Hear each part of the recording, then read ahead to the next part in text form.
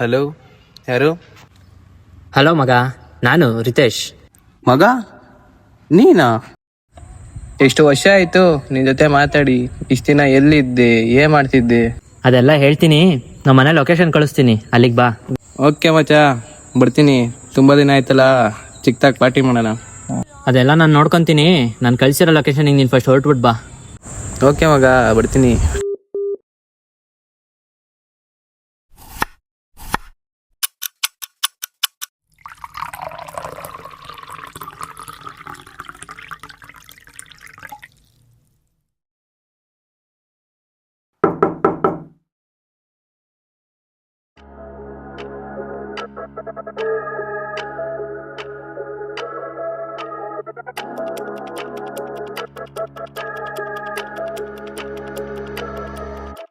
ಅಬ್ಬಾ, ನೀ ಮಳೆ ಮರ ನೀ ಮನೆ ಹೊಡ್ಕೋಶಲ್ಲಿ ನನ್ ಜೀವ ಬಾಯಿಗೆ ಬಂತು. ಈಗ ಬಂದಲ್ಲ, ಅಷ್ಟು ಸಾಕು ಬಾ.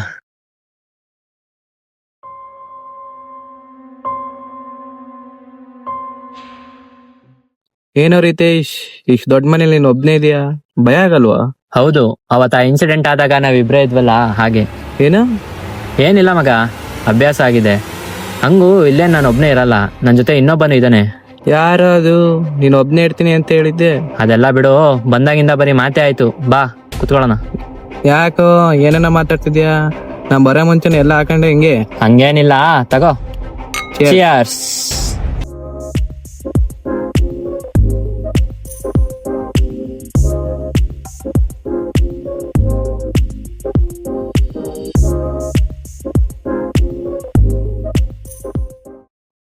ಏನೋ ರಿತೇಶ್, 5 ವರ್ಷ ಆಯ್ತು.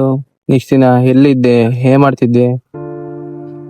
ಅವತ್ತು ಆ ಇನ್ಸಿಡೆಂಟ್ ಆದ್ಮೇಲಿಂದ ನಾನು ಅವನು ಸ್ವಲ್ಪ ವರ್ಷ ದೂರ ಇದ್ವಿ ಮಗ. ಎಷ್ಟು ಮರಿಬೇಕು ಅಂತ ಪ್ರಯತ್ನ ಪಟ್ರು ಆ ಇನ್ಸಿಡೆಂಟ್ ನ ಮರೆಯಕ್ಕೆ ಆಗ್ತಿಲ್ಲ. ಏಯ್, ಹಿಂಗೆ ಯಾವ ವಿಷಯನ ಮರ್ತ್ಬಿಡು ಅಂತ ಎಡ್ಸತ್ ಹೇಳೋದು. ಹೌದು, ಅವನಂದಲ್ಲ ಯಾರು? ಮಗ ಅವನು ರಿತೇಶ್, ಆ ರೂಮಲ್ಲಿ ಯಾರೋ ಇದ್ದಾರೆ ಕಣೋ. ಅದೇ ಮಗ, ಆ ರೂಮಲ್ಲಿ ಇರೋದು ಅವನೇ. ಏನದು ಅವಾಗ್ಲಿಂದ ಅವನು ಅಂತ ಯಾರು ಅವನು? ಇನ್ನೂ ಗೊತ್ತಾಗ್ಲಿಲ್ವ ಮಗ? ಆ ರೂಮಲ್ಲಿ ಇರೋದು ವರುಣ್. ಏನೋ ವರುಣ್ಣ? ಹೌದು ಮಗ, ವರುಣ್ಣೆ. ಅದೇ ನಾವು 5 ವರ್ಷಕ್ಕೆ ಮುಂಚೆ ಆಕ್ಸಿಡೆಂಟ್ ಕೇಸಲ್ಲಿ ಒಳಗ್ ಕಳ್ಸೋದಲ್ಲ, ಆ ವರುಣ್ಣೆ. ಏ ಹುಚ್ಚ, ಕೊಡೋದು ಜಾಸ್ತಿ ಆಯ್ತಾ? ಯಾಕೆ ಏನೇನ ಮಾತಾಡ್ತಿದ್ಯಾ?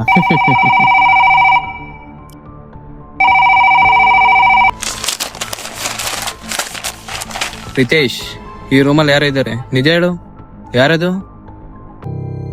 ನಿಜ ಸಂದೀಪ್, ಆ ರೂಮಲ್ಲಿ ಇರೋದು ವರುಣ್ಣೆ.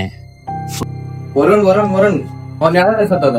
ನಾವೇ ಒಂದ್ ಬಾಡಿನ ಹಳ್ಳಕ್ಕೆ ಎಸೆದ್ವಿ. ಯಾಕೆ ನಿಂಗೆ ನೆನ್ಪಿಲ್ವಾ? ಮತ್ತೆ ಎಲ್ಲಿಂದ ಬರ್ತಾನೆ ಅವ್ನು?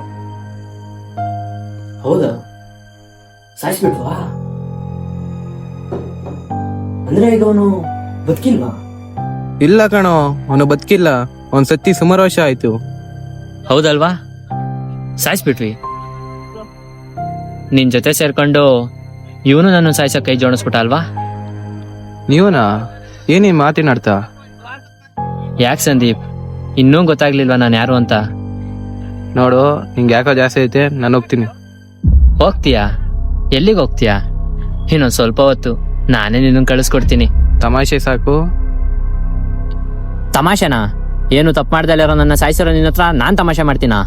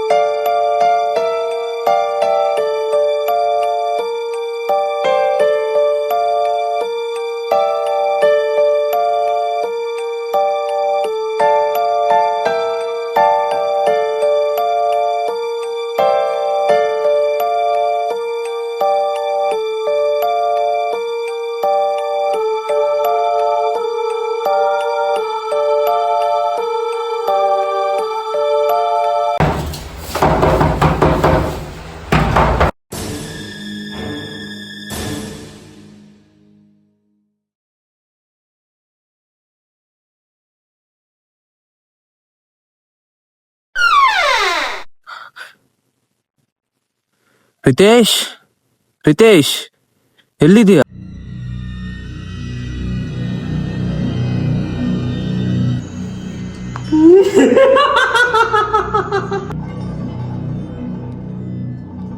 ಸಾಕು ಹುಚ್ಚಾಟ, ಆಚೆ ಬಾ.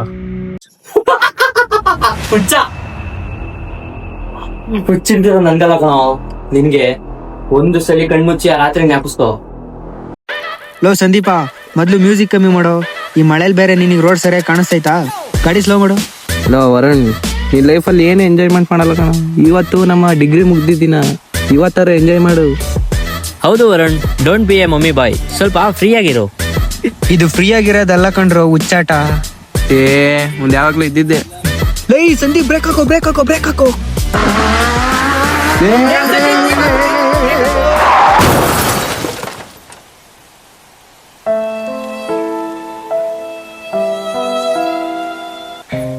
ಸಂದೀಪ್, ಆ ಮನುಷ್ಯ ಅವನು ಅಲ್ಲಾಡ್ತಾ ಇಲ್ಲ, ಸತ್ತೋದ ಅನ್ಸುತ್ತೆ.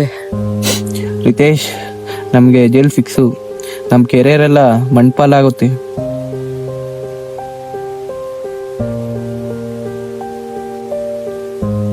ಸಂದೀಪ್, ವರುಣ್ ಇನ್ನು ಉಸಿರಾಡ್ತಾ ಇದ್ದಾನೆ, ಬಾ ಮೊದ್ಲು ಇವನ್ನ ಹಾಸ್ಪಿಟ್ಲ್ ಕರ್ಕೊಂಡು ಹೋಗೋಣ. ಬೇಡ ರಿತೇಶ್, ವರುಣ್ ಎದ್ರೆ ಪೊಲೀಸ್ಗೆ ಇರೋದೆಲ್ಲ ಸತ್ಯ ಎಲ್ಲ ಹೇಳ್ತೀನಿ. ಕಾರ್ ಓಡಿಸ್ತಿದ್ದು ನಾನು ಅಂತ ಅವನಿಗೂ ಗೊತ್ತು. ನಾವಿಬ್ರು ಡ್ರಿಂಕ್ಸ್ ಮಾಡಿದ್ವಿ ಅಂತ ಎಲ್ಲ ಗೊತ್ತು. ಮತ್ತೆ ಈಗ ಏನ್ ಮಾಡೋದು? ಅವ್ನು ನಮ್ ಬೆಸ್ಟ್ ಫ್ರೆಂಡು. ರಿತೇಶ್, ಈಗ ಅವನು ನಮ್ಮ ಫ್ರೆಂಡ್ ಅಲ್ಲ, ನಮ್ಮನ್ನು ಜೈಲಿಗೆ ಕಳಿಸೋ ಸಾಕ್ಷಿ. ಈಗ ಒಂದು ಕೆಲಸ ಮಾಡೋಣ, ವರುಣ್ ಕುಡ್ದು ಆಕ್ಸಿಡೆಂಟ್ ಮಾಡ್ದ ಅಂತ ಎಲ್ಲರಿಗೂ ನಂಬಿಸೋಣ. ಅದು ಹೇಗ್ ಸಾಧ್ಯ? ಅವನ ಡ್ರೈವರ್ ಸೀಟಲ್ಲಿ ಕುಣಿಸಿ ಈ ಕಾರ್ನ ಹಳ್ಳಕ್ ತಳದ. ಮಗ ಬೇಡ ಮಗ, ಅವ್ನು ನಮ್ ಬೆಸ್ಟ್ ಫ್ರೆಂಡು, ಇದು ಪಾಪ ಕಣೋ. ಏಯ್ ಸುಮ್ನಿರ, ಈಗ ನಾವು ಸೇಫ್ ಆಗ್ಬೇಕು ಅಂದ್ರೆ ಈಗ ಇರೋದು ಇದೊಂದೇ ದಾರಿ. ಸುಮ್ನೆ ನನ್ನ ಜೊತೆ ಸೇರಿ ಈ ಕಾರ್ನ ತಳ್ಳು. 1, 2, 3.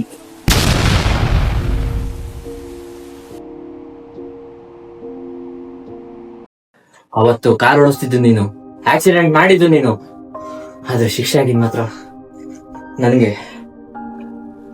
ಅಂದ್ರೆ ರಿತೇಶ್ ಅಲ್ಲ, ವರುಣ್. ಸಾರಿ ವರುಣ್, ನಾ ಮಾಡಿದ್ದು ತುಂಬಾ ದೊಡ್ಡ ತಪ್ಪು. ಸುಮ್ಸು ಈ ಲಾಸ್ಟ್ ಟೈಮ್ ಪ್ಲೀಸ್. ನೀ ಕ್ಷಮೆ ಕೇಳಿದ ತಕ್ಷಣ ನಾನು ನಿನ್ನ ಬಿಟ್ಬಿಡ್ತೀನಿ. ಹೆಂಗೋ ಅನ್ಕೊಂಡೆ ನೀನು.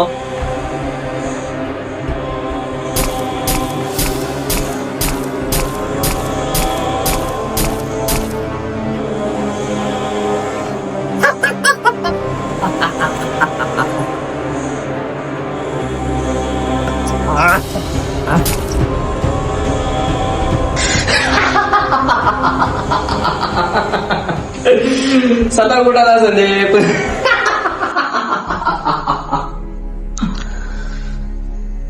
ರಕ್ತ, ರಕ್ತ,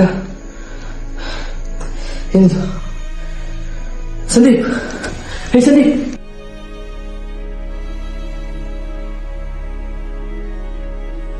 ಏನ್ ಮಾಡಿದೆ ನಾನು? ನಾನೇನು ಮಾಡಿದೆ? ನನ್ನ ಸ್ನೇಹಿತನ ಸಾಯಿಸ್ಬಿಟ್ನಲ್ಲ ನಾನು. ಅಯ್ಯೋ, ಏನ್ ಮಾಡಿದೀಗ? ನೀವೇ ಸ್ಪಾಲ್ ಆಯ್ತು. ಆಲ್ರೆಡಿ ಒಬ್ಬ ಫ್ರೆಂಡ್ ಸಾಯಿಸಿದ್ದೆ, ಈಗ ಇನ್ನೊಬ್ಬನು ನನ್ನ ಸಾಯಿಸ್ಬಿಟ್ನಲ್ಲ. ನಾನೇನ್ ಬದುಕಿರ್ಬಾರ್ದು, ನಾನೇನ್ ಬದುಕಿರ್ಬಾರ್ದು, ನಾನೇನ್ ಬದುಕಿರ್ಬಾರ್ದು.